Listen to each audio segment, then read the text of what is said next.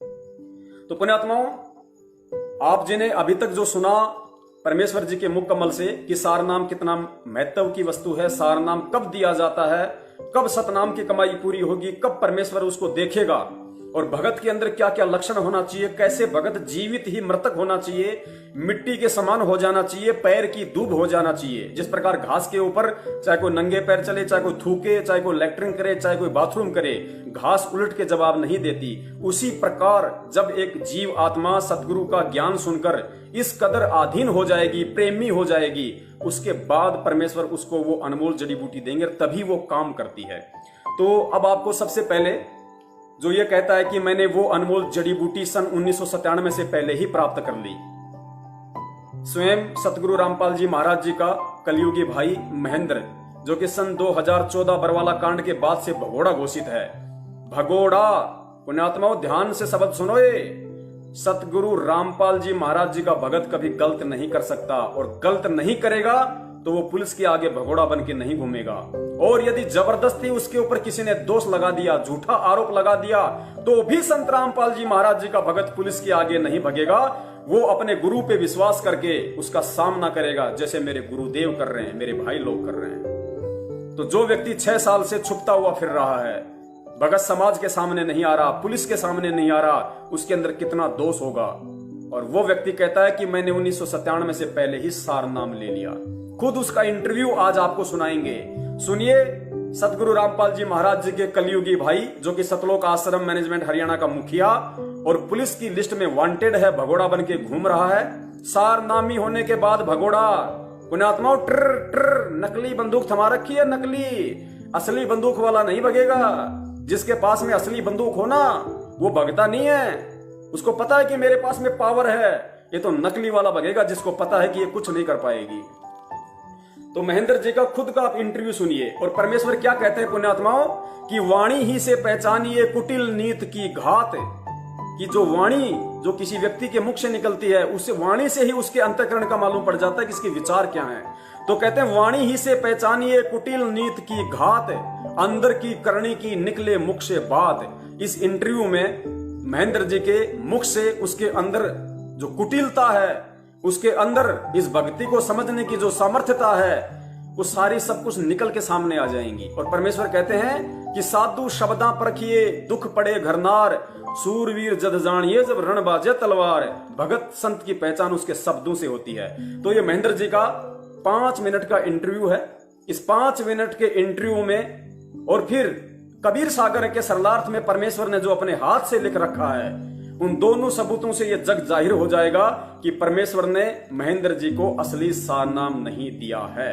इस इंटरव्यू में आप जिस सुनेंगे पुण्यात्माओं, आपको सोचने पे मजबूर होना पड़ जाएगा कि हमारा परमेश्वर क्या बच्चा है जो इतनी बड़ी गलती करेगा? क्या परमात्मा पता नहीं, परमात्मा अंतर्यामी नहीं?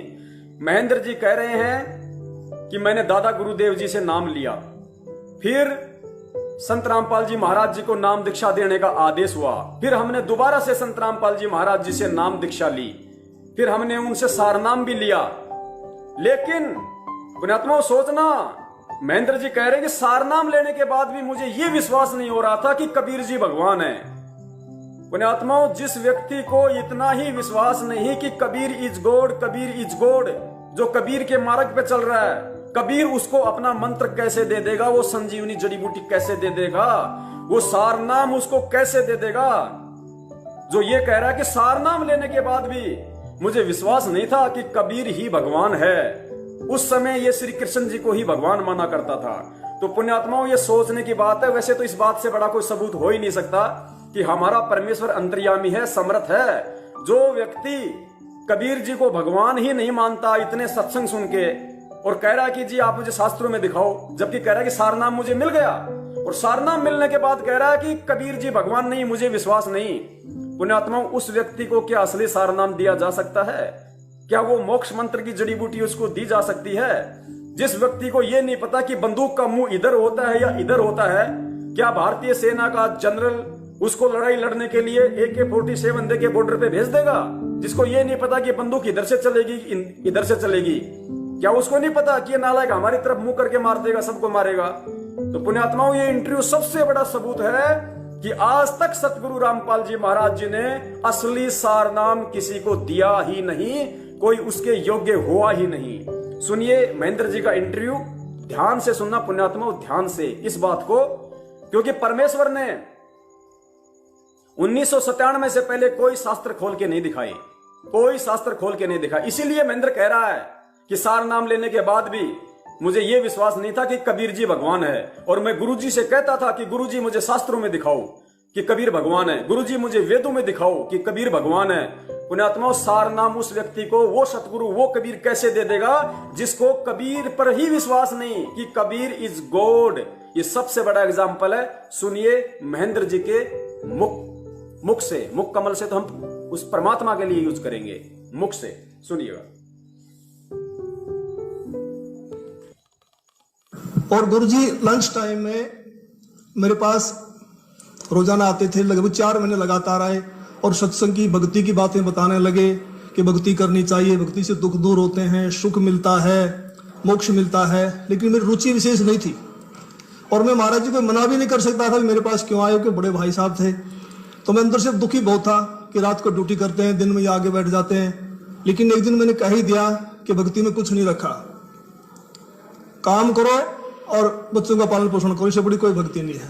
फिर गुरुजी ने धीरे धीरे आना बंद कर दिया। फिर मेरे जीवन में एक ऐसी घटना घटी, 1992 की बात है, कि मैं एक डीआईजी को लेकर के मधुबन गया हुआ था, पुलिस ट्रेनिंग सेंटर के अंदर। रात को वहां ठहरे, मैं सुबह सोकर उठा तो मैंने देखा, मैं 4 बजे पर लेटा हुआ, मेरी आंखें खुल गई। तो लेटे लेटे मैं क्या देख रहा हूं कि मेरे पैरों की तरफ उस मकान कमरे में 2 खिड़कियां थी। एक खिड़की में महाराज जी कम से कम 8-10 फीट ऊपर आसमान में बैठे हैं। वो सीन मुझे आज तक याद है। काले रंग के चश्मे लगा रखे थे, लाइनिंग वाला शर्ट, काली पैंट, और ऐसे बैठे हैं जैसे पद्मासन होता है, हाथ जोड़कर। तो संत रामपाल जी की तरफ 2 पैर दिखाई दे रहे हैं, घुटने से नीचे बिल्कुल लाल रंग के, जैसे सूर्य सुबह निकलता है। तो मैं देख कर डर गया। मैंने अपनी घड़ी देखी, द्वार पे एक घड़ी लगी हुई थी, उसको देखा भी 7 बज गए। दूसरी खिड़की से देखा तो शहतूत का पेड़ है, चिड़िया बैठी हैं। लेकिन मैं ये सीन क्या देख रहा हूं, कम से कम 5 मिनट मैंने सीन को देखा। तो मैं डर गया कि मैंने समझा कि भी कहीं गुरुजी मर गए हैं, उनकी आत्मा मुझे मिलने के लिए आ रही है। अब उसमें फोन भी नहीं थे, मैं डीआईजी को बोल भी नहीं सकता था कि पुण्यात्माओं, महेंद्र जी ने अब तक जो बात की है कि भाई मतलब गुरुजी मर गए हैं, तो इन बातों में महेंद्र जी का कोई दोष नहीं है, क्योंकि उस समय तक महेंद्र जी ने नाम नहीं लिया था। इसलिए महेंद्र जी कुछ भी बोल सकते हैं, हम उन बातों का जिक्र नहीं करेंगे। लेकिन नाम लेने के बाद उन्होंने जब कहा गुरुदेव को, और खुद कहा कि मुझे सारनाम मिल गया, सारनाम लेने के बाद भी मुझे कबीर जी पे विश्वास नहीं था कि कबीर जी भगवान है, उस बात को आप गहराई से पकड़ना। मैं, मेरा भाई मर गए हैं, तो मैं बहुत चिंतित हो गया। हम 1 बजे मधुबन से रोहतक के लिए चले, हम लोग 3 बजे वहां पहुंच गए। मैं गाड़ी खड़ी करके सीधा मकान पे गया, गुरुजी के मकान के ऊपर। तो जाके मैंने देखा गुरुजी ठीक ठाक मिले, मन में शांति हुई। तो गुरुजी ने पूछा भी कैसे आना हुआ आज दिन में, कैसे टाइम मिल गया। तो मैंने घटना के बारे में बताया। मैंने कहा जी मैंने तो ऐसे ऐसे एक घटना देखी सुबह सुबह, मैं डर गया कहीं आप मर ना गए हो। तो महाराज जी ने कहा कि मेरे स्वरूप में कबीर परमेश्वर आए थे और अब आपको भक्ति मिल जाएगी। तो मैंने कहा जी मैं तो ड्रिंक्स वगैरह कर लेता हूँ, वो छूटती नहीं, भक्ति कैसे करूँगा। तो गुरु जी ने कहा जा आज के बाद नहीं पिएगा। तो उनके एक शब्द से ऐसी दीवार खड़ी होगी कि आज 1992 की बात है, आज 2013 हो गया, यानी लगभग 21 वर्ष हो गए। वो आज तक मैंने शराब को छुआ तक नहीं है। तो उसके बाद अब सुनना, गुरुजी ने अपने गुरुजी से मुझे नाम दिलवाया, संत राम देवानंद जी महाराज से। उस समय गुरुजी को आज्ञा नहीं थी नाम की। मैं भक्ति में जरूर लगा, क्योंकि महाराज जी बताते थे कबीर साहब पूर्ण परमात्मा है, इनसे सबसे ऊपर हैं। तो मैंने उनको उदाहरण दिया कि पुलिस में तो ऐसे होता है, उसमें पुलिस वाले बहुत नाजायज़ किया करते। कोई कहता मैं फलांगा सिपारशी हूँ, उसको पकड़ लिया तो उसकी कुटाई कर देते थे, फोन आता छोड़ देते, हमें नहीं पता जी आपका था। कहीं ऐसा ना हो कि ये नीचे देवी देवता हमें कूट दें और जब तक कबीर साहब ऊपर से आए। लेकिन मैं लगा जरूर रहा लेकिन विशेष विश्वास नहीं था भी कबीर साहब पूर्ण परमात्मा है। तो महाराज जी ने कहा कि आप ये नाम जपते रहो, इन नाम से आपका विश्वास हो जाएगा। तो फिर 1994 में गुरु जी को आज्ञा होगी नाम की। फिर महाराज जी ने दोबारा से हमारे को नाम दिए, फिर सार नाम दिया। मैं भक्ति में लगा रहा, लेकिन कबीर साहब के बारे में मैं पूछता था कि वेदों में दिखाओ, गीता जी में दिखाओ। तो महाराज जी कहते समय आने तो सब कुछ दिखाऊंगा मैं, अब ये करते रहो। तो फिर ऐसी घटना घटी। पुण्यात्मा, ये थोड़ी सी कटिंग दोबारा सुनना। महेंद्र जी कह रहे हैं कि फिर 1994 में गुरु जी को नाम देने का आदेश हो गया, फिर मुझे नाम दिया, फिर सार नाम दिया, लेकिन मुझे विशेष विश्वास नहीं हो रहा था। मैंने कहा कि महाराज जी वेदों में दिखाओ, गीता में दिखाओ कि कबीर जी भगवान हैं। तो जिस व्यक्ति को ये कह रहा है कि मुझे सार नाम दे दिया गुरु जी ने, और मुझे विश्वास नहीं था कि कबीर जी भगवान है, पुण्यात्माओं कैसे इनको सार नाम दे दिया होगा परमेश्वर ने। सुनिए, फिर आपको खुद गुरु जी के हस्तलिखित कबीर सागर के सरलार्थ में दिखाएंगे कि सार नाम अभी तक गुरु जी ने इसको दिया है या नहीं दिया है। आज्ञा होगी नाम की। फिर महाराज जी ने दोबारा से हमारे को नाम दिए, फिर सार नाम दिया। मैं भक्ति में लगा रहा, लेकिन कबीर साहब के बारे में मैं पूछता था कि वेदों में दिखाओ, गीता जी में दिखाओ। तो महाराज जी कहते समय आने तो सब कुछ दिखाऊंगा मैं, अब ये करते रहो। तो फिर ऐसी घटना घटी कि एक दिन मैं सोया हुआ था और मेरी आत्मा निकल के ऊपर ब्रह्मांड में चली गई, ऊंचाई पर। सार नाम के बाद की घटना है। विष्णु भगवान खड़े हैं श्री कृष्ण जी के रूप में, उनके सिर पर ऐसे मोर का चंदा है, मोर मुकुट है, और मेरे से कह रहे हैं कि जिस भक्ति पे आप लगे हो ये भक्ति बड़ी कठिन है, ये मार्ग बड़ा कठिन है, अगर इतना आसान होता तो सभी यहां से निकल जाते। और एक बात का ख्याल रखना, मेरे भक्तों को मत तोड़ना। जैसे मेरी आत्मा, मेरा सूक्ष्म शरीर मेरे शरीर में आया तो मेरी आंख खोली तो मेरा सारा शरीर पसीने से भीगा हुआ था, और मैं बिल्कुल सर्दी का महीना था, मैंने कपड़े चेंज किए पसीना पोंछकर, और मैं सुबह उठ करके अपनी ड्यूटी पे आया तो महाराज जी से मुलाकात हुई। मैंने महाराज जी को बताया कि ऐसे ऐसे घटना घटी रात को। तो महाराज जी ने कहा कि आपको विश्वास नहीं हो रहा था कबीर साहब के बारे में, और आप कृष्ण जी को ज्यादा मानते थे, इसीलिए कृष्ण जी के मुख से ही आपसे कहलवा दिया गया है कि ऊपर और शक्ति है और रास्ता है। पुण्यात्माओं, सार नाम लेने के बाद की घटना, और फिर कह रहा है कि मुझे रात को ऐसा ऐसा सपना आया, श्री कृष्ण जी आए, श्री कृष्ण जी ने कहा कि यह भक्ति बहुत ज्यादा ऐसी है, मेरे भक्तों को मत तोड़ना। फिर मैंने गुरु जी को बताया, संत रामपाल जी महाराज जी को, कि जी मेरे साथ तो ऐसी ऐसी घटना घटी। तो गुरु जी कह रहे हैं कि आपको विश्वास नहीं हो पा रहा था कि कबीर जी भगवान है, इसलिए श्री कृष्ण जी के मुख से ही कहलवा दिया, क्योंकि आपकी आस्था श्री कृष्ण जी में ज्यादा थी। तो पुण्यात्माओं, जिस सतगुरु को यह पता है कि जिस व्यक्ति की आस्था अभी श्री कृष्ण भगवान में ज्यादा है, जो कबीर जी को भगवान ही नहीं मानता, तो वो गुरु सार नाम दे कैसे देगा। पुण्यात्माओं, ये यहाँ पे भेजे में ये बातें फिट हो जानी चाहिए हमारे। ये परमेश्वर ने जो सन 2013 में इस महेंद्र का इंटरव्यू इसके मुख कमल से दिलवा दिया, पुण्यात्माओं ये नॉर्मल इंटरव्यू नहीं था, ये आज काम आ रहा है। ये इन पाखंडियों के पाखंड को खोलने का, इनको गुरु के ऊपर कितना विश्वास है, इनको भगवान पे कितना विश्वास है, जो आज भी भगोड़े बन के घूम रहे हैं। अब देखिए पुण्यात्माओं, 1997 से पहले, क्योंकि 1997 से पहले गुरु जी ने शास्त्र दिखाए नहीं थे, उसके बाद दिखाए परमात्मा ने। और ये कह रहा है कि मुझे सारनाम मिलने के बाद में गुरुजी से पूछता था कि गुरुजी शास्त्रों में दिखाओ, गुरुजी वेदों में दिखाओ कि कबीर भगवान है। तो गुरुदेव ने क्या स्पष्ट कर दिया है इस पवित्र कबीर सागर के सरलार्थ में, जो कि सतगुरु रामपाल जी महाराज जी ने अपने हस्त कमल से लिखा है। इसमें परमात्मा ने पेज नंबर 563 पे स्पष्ट लिखा हुआ है कि सन 1997 से पहले ना मेरे गुरुदेव ने किसी को सार शब्द दिया, सार नाम दिया, और ना ही मुझे देने का आदेश था। तो पुण्यात्माओं, फिर इसको सार नाम किसने दे दिया असली? तो सोचो फिर महेंद्र को जो 1997 से पहले जो सार नाम मिला हुआ है, वो कौन सा सार नाम मिला हुआ है? पढ़िए इसके पवित्र कबीर सागर के सरलार्थ पेज नंबर 563। इसमें लिखा है, फाल्गुन सुदी प्रथमा एकम विक्रमी संवत 2054 यानी सन 1997 मार्च में कबीर परमेश्वर जी मुझे कुछ समय के लिए एक साधु वेश में मिले तथा कहा कि सार शब्द प्रदान करने का समय उचित है, सार शब्द देना प्रारंभ कर दे। पुण्यात्माओं, सार नाम कहो चाहे सार शब्द कहो, ये बहुत बड़ा भेद है। उससे पहले न तो मेरे गुरुजी ने किसी को सार शब्द दिया था, केवल मेरे को आदेश हुआ था सार शब्द देने का। यानी 1997 से पहले स्वयं गुरुजी लिख रहे हैं कि सार शब्द देने का, सार नाम देने का। जो धर्मदास जी को जिस सार नाम के लिए जीवित दबा दिया था वो देने का आदेश नहीं था। और कबीर सागर में भी स्पष्ट लिखा हुआ है कि जब आवे 5505 तब ये वचन मेरा होगा साचा।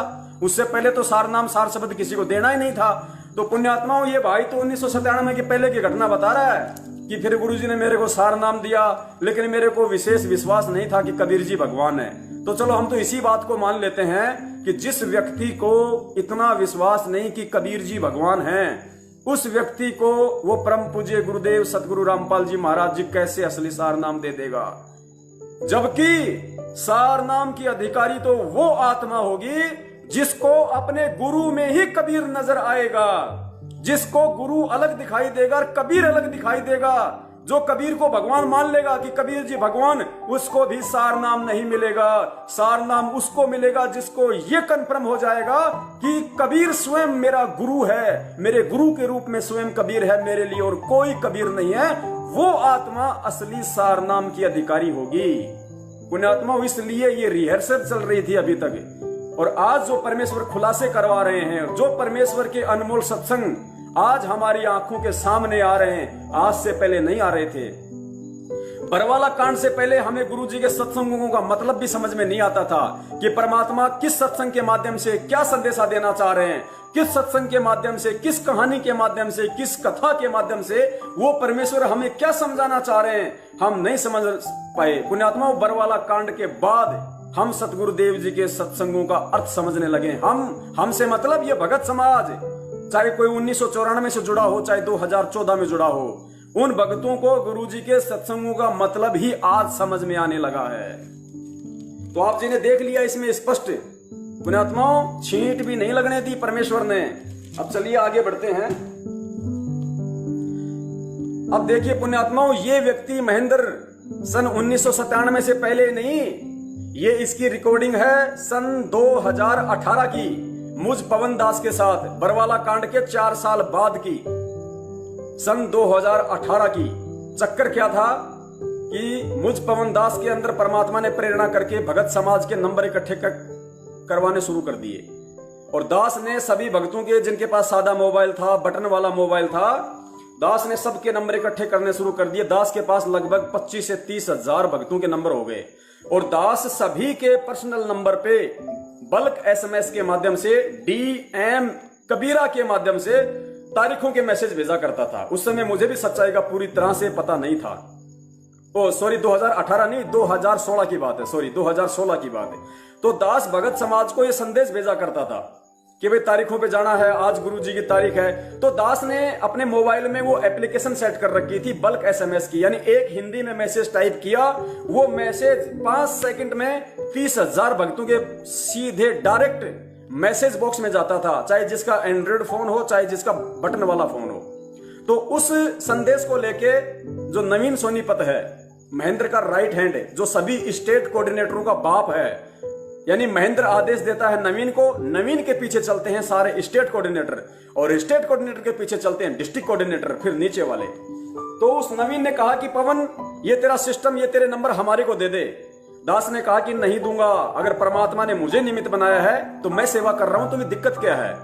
लेकिन ये मनवश लोग हैं, ये सारा चीजों के ऊपर अपना ही अधिकार समझते हैं कि संत रामपाल जी और उनका ज्ञान तो हमारा जन्म सिद्ध अधिकार है, हमने भारत सरकार से उनका रजिस्ट्रेशन करवा रखा है। अरे भैया, अगर तुमने जगत गुरु का रजिस्ट्रेशन करवा लिया तो जगत गुरु क्यों कहते हो? अपने घर का गुरु कहो ना, कि घर का गुरु संत रामपाल जी महाराज, फिर जगत गुरु क्यों कहते हो?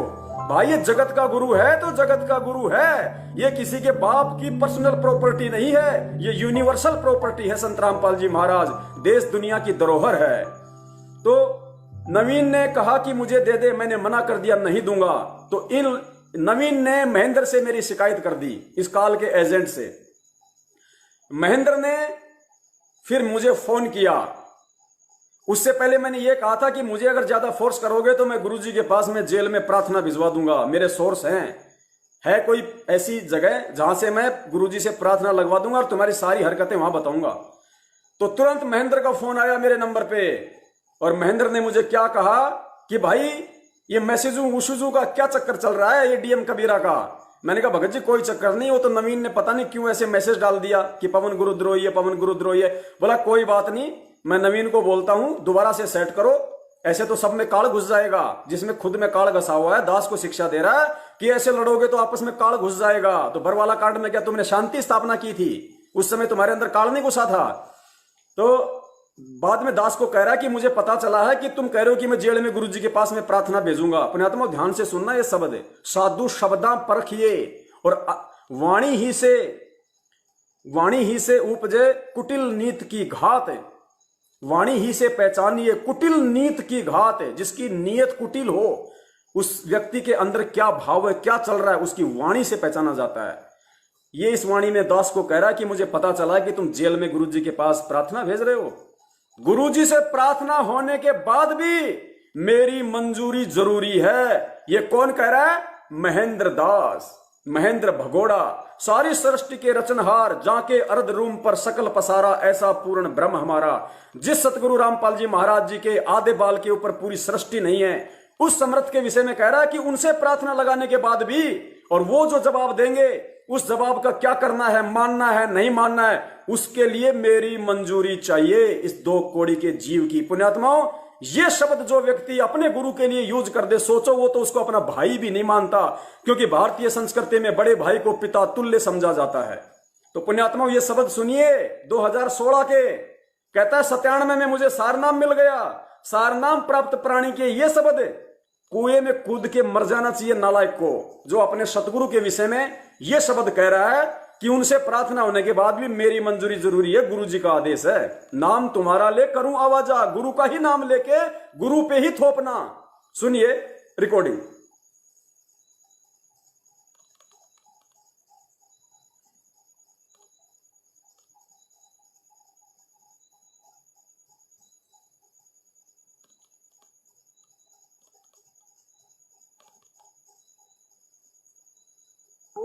हाँ जी भगत जी बताएं।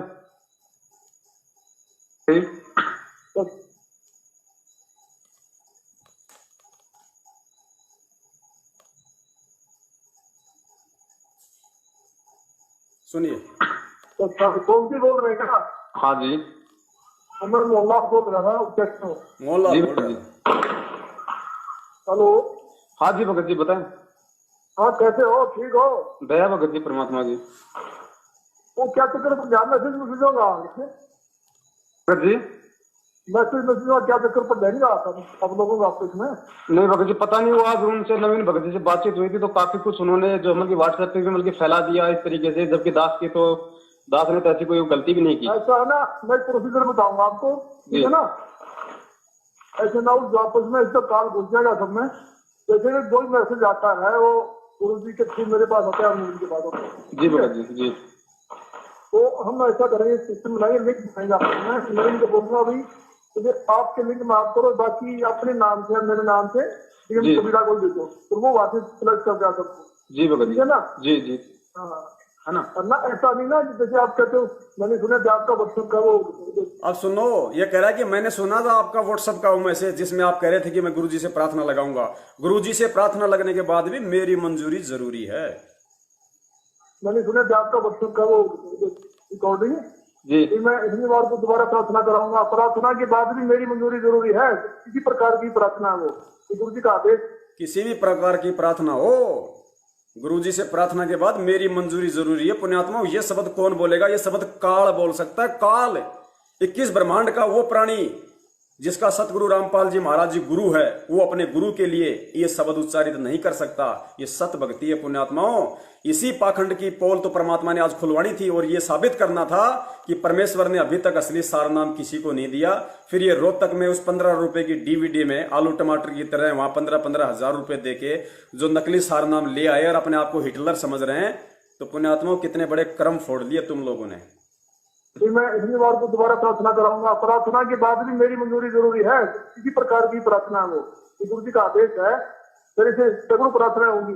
भगत तो फाइनल भगत जी दास ने कहाँ प्रार्थना कराएगा, किससे कराएगा? वो तो जब भगत जी इतनी बातें बोल रही थे तो जो हमारे दास ने उनको बोली ये बात। तो मैं क्या कह रहा हूँ, मैं आपको कह रहा हूँ, मैं उनको बोलूंगा अपने नवीन को भी कि पुण्यात्माओं, साधु शब्दां परखिए, इससे बड़ा कोई सबूत नहीं हो सकता है, क्योंकि आपकी आंखों के सामने, आपके कानों से सुनाई दे रहा है। और ये जो ऑडियो है, ये मैंने मेरे यूट्यूब चैनल शंका समाधान पे डाल रखी है, स्पेशल ऑडियो, आप जी वहां भी सुन सकते हैं।